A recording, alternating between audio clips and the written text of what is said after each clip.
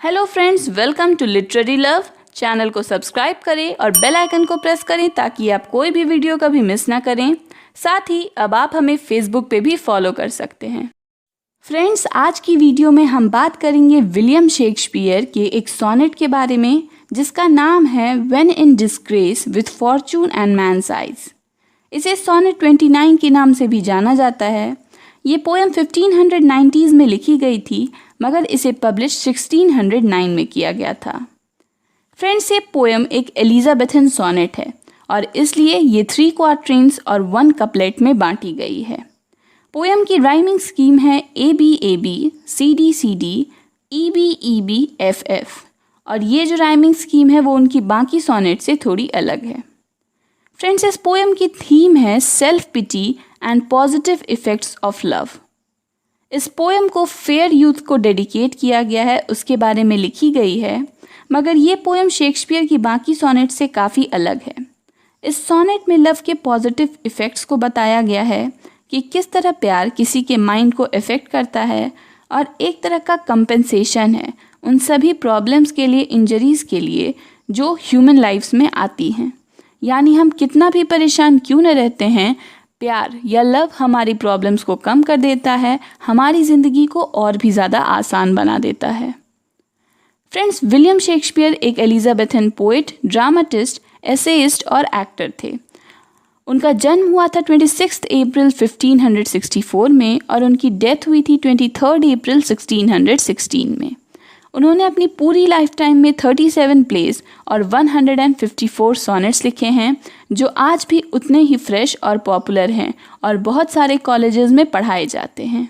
तो चलिए फ्रेंड्स, अब सोनेट पर आते हैं और इसे लाइन बाय लाइन पढ़कर समझने की कोशिश करते हैं।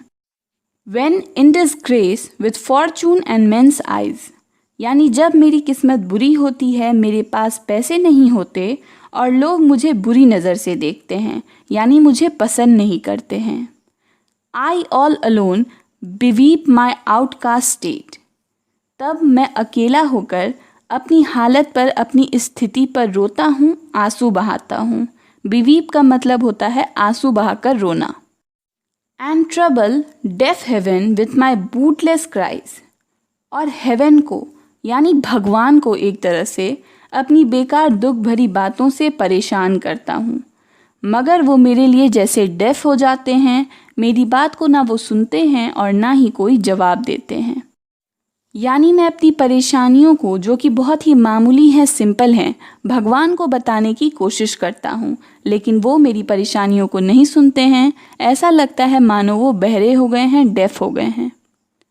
And look upon myself and curse my fate, और मैं खुद को देखता हूँ यूँ अकेला और उदास और अपनी किस्मत को कोसता हूँ कि आखिर मेरी हालत ऐसी क्यों है।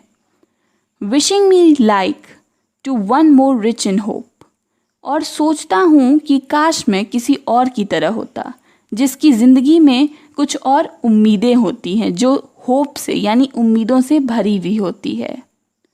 Featured like him with friends possessed, और सोचता हूँ कि काश मैं उसकी तरह ही हैंडसम होता और उसकी तरह ही मेरे पास भी कुछ खास दोस्त होते। Desiring this man's art and that man's scope, और साथ ही मैं विश कर रहा हूँ कि उस आदमी की जो स्किल्स हैं, जो हुनर है, वो मुझे मिल जाएं और दूसरे आदमी की तरह मुझे भी स्कोप मिले, यानी मौके मिले। With what I most enjoy contented least, यानी जिससे क्या होगा कि जिन चीज़ों को मैं सबसे ज़्यादा पसंद करता हूँ, चाहता हूँ, वो भी मुझे कुछ खास आकर्षित नहीं कर पाएँ। यानी मैं इतना फेमस होना चाहता हूँ, इतना रिच होना चाहता हूँ कि जो चीज़ें मुझे सबसे ज़्यादा, जिनकी ज़रूरत है, जो मेरे लिए सबसे इम्पॉर्टेंट हैं, उनकी भी मुझे कोई ज़रूरत ना रहे, वो भी मुझे आकर्षित ना करें। यानी बिल्कुल ही मेरी जो किस्मत है, मैं उसे बदलना चाहता हूँ। Yet in these thoughts myself almost despising, मगर इन थॉट्स में भी, इन विचारों में भी, जब मैं खुद से नफ़रत कर रहा हूँ, खुद को हेट कर रहा हूँ। Haply I think on thee and then my state, तो अचानक से मैं तुम्हारे बारे में सोचता हूँ और फिर अपने बारे में, अपने हालातों के बारे में सोचता हूँ। Like to the lark at the break of day arising from sullen अर्थ।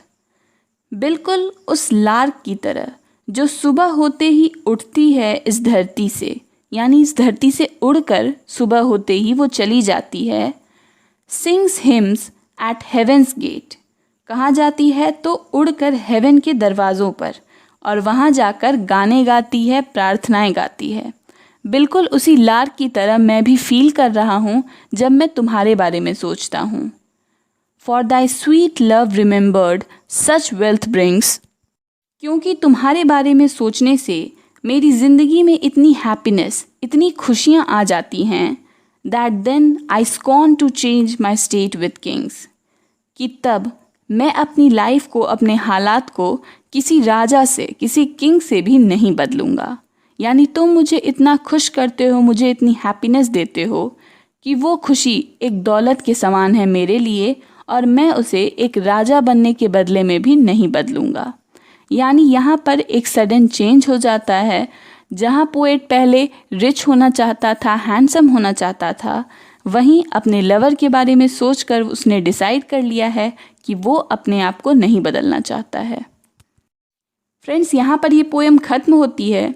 ये पोएम शेक्सपियर की बाकी पोएम से इसलिए अलग है क्योंकि बाकी सभी पोएम्स में पोएट अपने लवर को एक बहुत ही पैशनेट सेंस से देखता था और हमेशा उसके साथ रहने के लिए अपना प्यार साबित करने की कोशिश करता था।